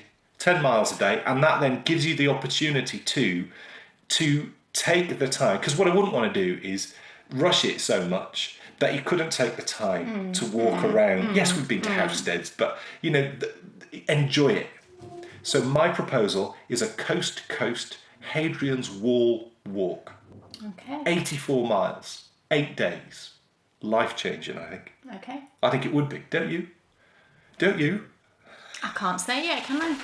Now it's our opportunity to just... Now you see, I'm anxious about going to London. Yeah. If you said to me tomorrow, let's go to London, I'd be really anxious about it. Is it the whole sort of terrorist thing? Is that the bother? Doesn't that sound silly? But I think because there's been it's had a lot of issues, and there's been an attack in New York yesterday. Yeah, I mean, thoughts and it's the way that these attacks are happening. There's no way you could avoid that. They all seem to follow a pattern just lately. It's awful, and that is a bother. I do understand that. You see, there is a way that you could probably do it, limiting your exposure. Yeah, but I mean, bear in mind, this is not something that necessarily we would have to do immediately, is it? Well, it isn't, but you're then I you're suppose working Brian on the is assumption. growing up. She is growing up, but you're also working on the assumption that the world's going to become a better place. Well, that's true, and that's not necessarily the case, is it? It doesn't seem to be that way. So it's up to you. I mean, it's your call, isn't it? Could I propose something? If we were going to go to London, I think that we should definitely go to Buckingham Palace. Yes. I think that we should do the proper tour, which means you go to the Queen's Art Gallery. It means you go into the state chambers where all the state events happen. It means you go into the Royal Mews, the oldest working stables in the world. I think after we've done that, I think we should get a taxi. No, we wouldn't even need to get a taxi. We could walk over the road to the Goring Hotel. That's ridiculously expensive. We're not going to stay there. So we couldn't stay there. But we're going to have afternoon tea there. Oh, right. Arguably the best afternoon tea in London. Well, I don't doubt it. Why do I know all this? Why do I know all these things? I know all these things because this was one of my proposals. I decided that we should go on a London trip. We adore the royal family. We should go to Buckingham Palace. We should experience all these things. We should go and have afternoon tea. Yes, we should go to the Forbidden Planet. If we live our lives worrying about bombs going off, one could go off tomorrow. One did go off up the road. One did go off. A royal day out to London. And yes, okay, stay over as well. But I say stay over one. Stay over. That's stay over fine. one night. Go down on the morning, day one. Yeah. Yes. Yeah. Then Forbidden Planet. Yeah. Tube to hotel. Yeah. Overnight. Yeah. Buckingham Palace.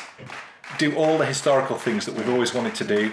Afternoon tea. Yeah. Train home in a couple of hours. Sounds good. So there is only one outcome to this proposal, and that is. Yay! Our royal day out has got to go on the list. A royal day out. We do love the royal family. We do. So to not, and we've never been to Buckingham Palace. I openly say that, and I'm not. Loads of people don't like the royals. I think the Queen's amazing. Well, everyone, you're all entitled to your own opinion. Of course you are. But I also love the royal family because of the history. I love the royal family because of the sense of grandeur that it brings to the country. I love the royal family for the amount of money it brings into the country, for the tourism. The country wouldn't be what it is if it wasn't for the royal family. No. And I think people forget that. That.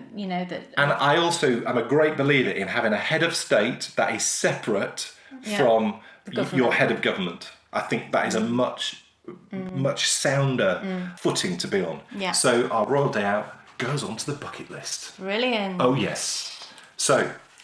Well. Our Hadrian's Wall walk. This is quite amazing because as mine was on Dan's list, Dan's was on my list. I almost said the exact thing that Dan said today. That's unbelievable. So we're clearly on the same page. What's unbelievable is, there was four things which I could have gone for today, and we've both gone for things that were on each other's lists. Absolutely. I've wanted to do this for ages. Every time we go to that area, we say every time we go, don't we? We should walk. And I'm serious now. I think this is something we should look to do seriously probably in a couple of years' time. Yeah. I think that would be a holiday and a half. And we could start, it's the type of thing you could actually start planning now. Start planning next year, looking at, places to stay, routes, what you're going to do. Because it's the type of trip you need to really nail down. And I do think that, there's so many elements to it which make it special. Walking coast to coast. That is unbelievable. Yes, it is at the shortest point of the country. Well, it is, but even still doing that in still any being country, able to do that in saying you've done that. In America. Imagine doing that. I don't know what the shortest coast to coast distance would be, but it's a few thousand miles. Forrest Gump did it. He did, yeah. He ran across me. But it's a few thousand miles, I'm sure. It's not like 85 like we've got here. Of course it's a few thousand miles. It's thousands and thousands of miles. Well, that's why I said a few thousand miles. Yeah. So, again, there can only be one answer. And that is...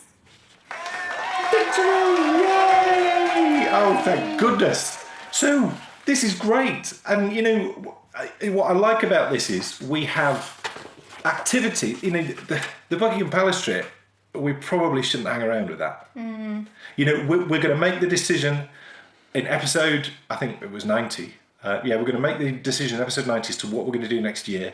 But the Buckingham Palace trip probably is at the top of that list. We've only got 3 things at the moment. It's doable, that, isn't it? It's more than doable. And planning it in the right way, doing it in the right way, limiting our... See, the key thing for me is, I think when you experience so much angst, which we have done with me anyway, you just then, you want to try and limit those feelings of angst. No, I totally get that. And I thought I ummed about whether I wanted to actually even say it, because... And you know, I know what I've been like when I've gone to London before, but then just setting that aside and just thinking of the experience and all of that, I think it would be a good thing. If you taxied it to Buckingham Palace, once you're in there, that would be a global terrorist disaster. Well, I think that got hit, you're as safe as anywhere, I would say, in Buckingham Palace. Well, yeah, you know, if you were that unlucky, then, you know, like we said... And these things seem to happen just on the streets, don't they? Yeah.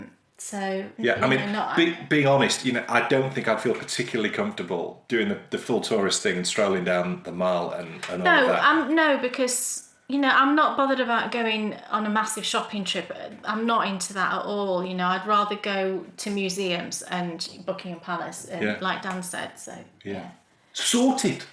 Brilliant. So, it's time for us to do the endy bits. Endy bits. Woohoo! Wow. Neil, okay. I think it's time to unveil, because you've been promising me this for so long. Have I? Yes. What's that? My tank top. Well. Do you know how I've been talking? You do know. We do. How I've been talking about this blooming tank top that I want to knit for Dan for ages, and I've just never been able to find a pattern. We went to see my mum recently, and I was talking to mum, and she said, "Do you know what? I think I've got a pattern." I said, "You haven't." She says, "I think I have." And she had a look through and couldn't find it at the time, but then I said, "Look, if you find it, just post it to me." Anyway, she rang me a couple of days later, and she said, "I found it. And I'm going to send you this pattern." So she sent it to me, and she said she's actually knit this for my dad. My dad used to wear this when he went on his fishing trip, so that made it even nicer, really. And she said, "It's lovely, it's got this stitch and this stitch and this stitch, and you'll be absolutely fine."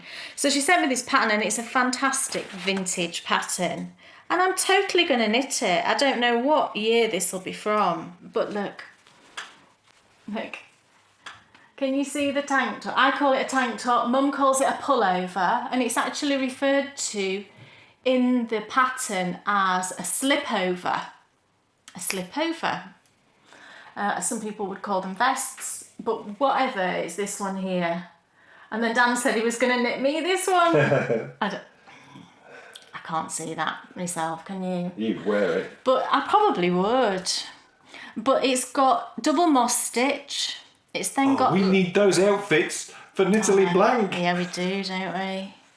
There's double moss stitch. Look at her face. I know. Who told her that was a good idea? Very happy, aren't they? There's looks like a kind of honeycomb cable, and then there's like a twisted stitch cable on reverse stocking stitch. Hold it closer, you can hopefully see. He's a handsome fella, isn't he? Isn't it brilliant? Look at his fringe. But if you just imagine that knit in a more up-to-date yarn, let's say. But, you know, these patterns, I mean, and this has got Mum's writing all over it, because she's obviously highlighted the size that she was knitting. She was knitting the 42-inch chest, but you're a 44, and that's the biggest size it goes up to, so that's fine. I do the 44.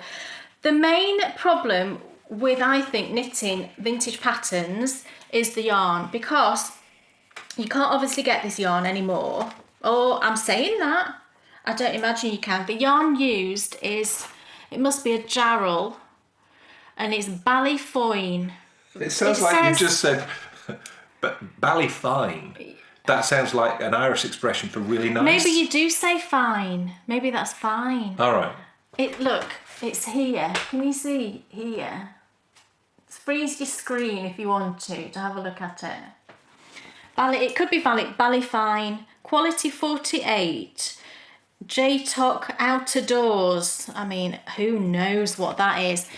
It doesn't tell you like how many yards to how many grams or anything like that. It just tells you how many balls you need.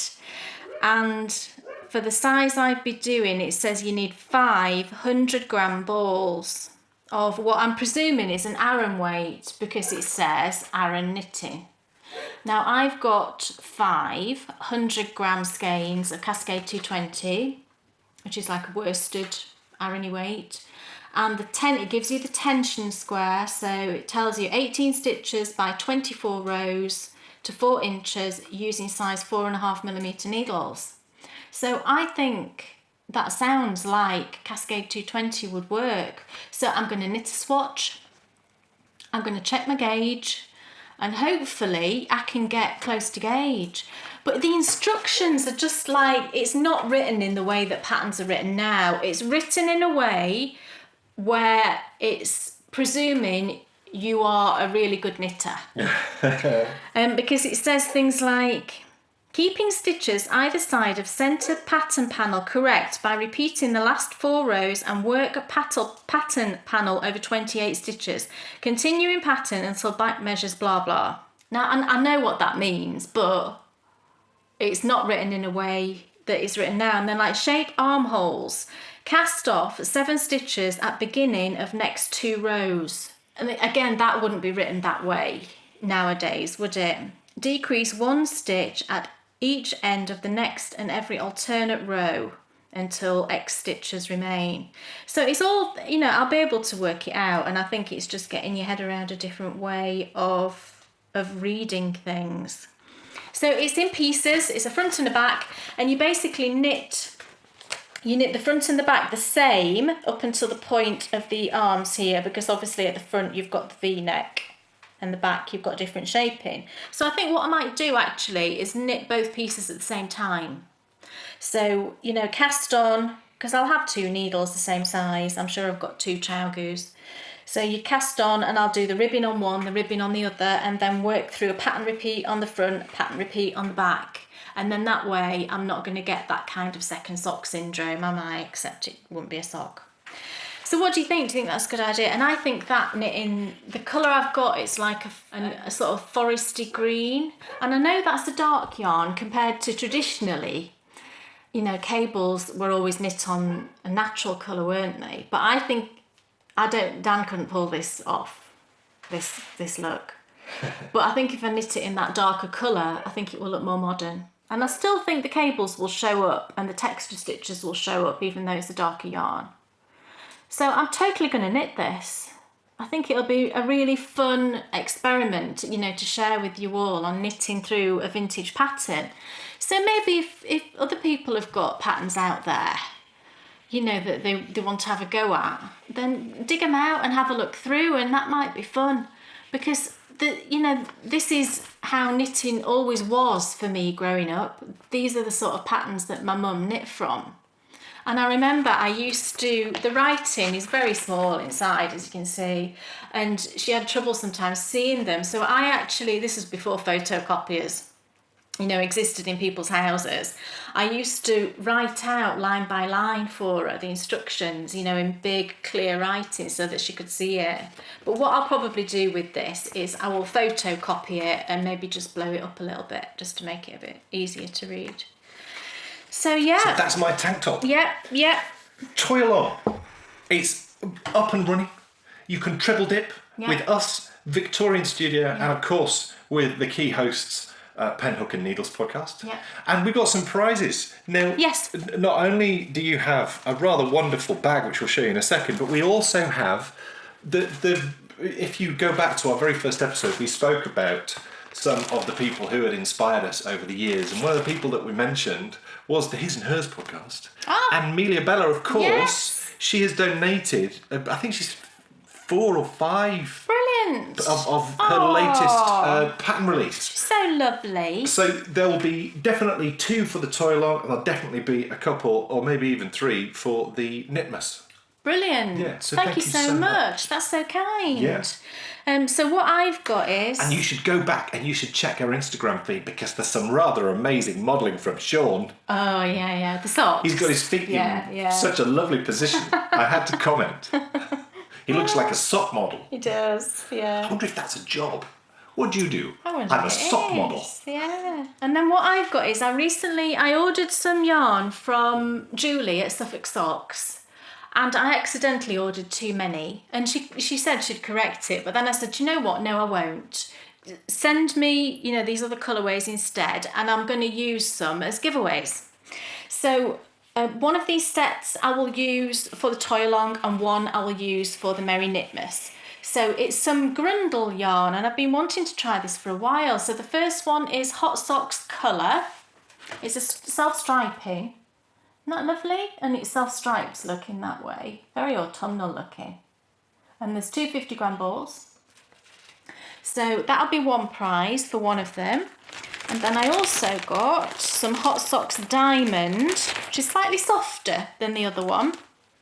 This has got some merino in it, and the other one is just a superwash wool. It's not merino specifically. And then these colours. So again, quite autumnal. So a pair of these will each be going into each of those giveaways. And then we had the most amazing donation, actually. Lovely Rick from Whimsy Stitches. I'm not going to try and say your surname, Rick. Nadjian. Oh, that'll not be right. Is that right, Rick? Sorry, Rick. Rick's a dude. I'll take this out because I'll say sorry for the crinkling, but it's not particularly crinkly bag, this one, which is good. So this is the prize he sent us. Look at the lovely bag, and there's his card. It's Whimsy Stitches is his shop, and he makes these fantastic bags. And they've got this clear panel, which is brilliant, and a drawstring. I won't pull it because I don't want to crinkle it. And then a lovely long handle, which is detachable. This one's all sheepy. And he sent us one each as well. There's one that I'm actually using at the moment, which should have been yours, but I stole it, Rick, to put one of his socks in. And then he sent me the lovely pink one. And they're so fun to be able to see you knitting through there. So thank you so much, Rick. That's so kind of you. Didn't have to do that, and we really appreciate it. So go check out his shop. He's got some lovely, lovely bags. And of course, the fog along is still ongoing. We've just finished another month because today is the first day of November. That's when we're filming. Yes. And, hold on. The Knitmas, it started, didn't it, yes. on Wednesday? No, today. Oh. No. It's Wednesday today. It started on Wednesday. To you, it's Friday if you're watching when it comes out. Yes, so it started already, the Merry Knitmas, Cowl. Yes. So I will have opened an FO thread in case there's anybody in there that's whizzing through their projects, and that's for our patrons. It's patrons only. You can enter projects that have already been started, so whips are allowed, and every time you finish an item you can put in a post. So you could have had 10 things in there, if you finished 10 things before the end of the year. So it's designed as a way of motivating us to clear our needles and to get our Christmas knitting done. So yeah. And Kay's actually started a brand new tutorial series this week. I have. Where if you need a nice quick gift knit, yes, or if you just need a lovely pair of socks to get on your feet and keep you warm when it's cold, yeah, it's ideal. But we're also using this as the update to our sock knitting tutorial series, which we did way back in 2015. So she's going to be sharing, and she's actually started sharing, all her up-to-date tips and tricks on how you make socks now. And that's another of my own. I just did design. She designed a lovely little pair specifically to. It's a very quick pair. Yeah. Very thick, lovely, quick pair of socks. Cool. So we will see you in 2 weeks for episode 87, and come rain or shine, I think we need to do an amazing end to the series of New Adventures. Yes. Because it's been an unbelievable season, really. We've absolutely enjoyed it. Now, wait till you see what we've got in store next year, but that's to come in January. We'll put the trailer out to let you know. But I think we should sit down and have a chat and really nail down, because I know we spoke about going to the pavement, but let's just have a chat. Oh, so we might do something else. Let's just because, you know, we're all about celebrating life, doing happy things, Yeah. and having the best time possible. Yeah. So watch this space, but it will be an absolute corker. Cool. And that's in 2 weeks' time. Excellent. So thank you so much for watching. Thank you, everybody. I hope you've enjoyed it. I hope you've had a drink with us. Knit long and prosper. Yes. Have a drink, but maybe That's so not. cute. Maybe not root. Ugh. Maybe not root beer. I'm sorry to everybody who likes it, but that's nasty. But yes, thank you so much for watching. Should give some of that to Bryony. Dear, can't even imagine what she would say. And thank you so much. You know, even though I've had messages from people already, because we let our patrons know what's been going on, saying that they didn't have a clue quite, you know, that we had any... That this was going on. But, you know, thanks for bearing with us, because it's been a really, really tough few weeks. And, you know, like we've said, I do feel shattered.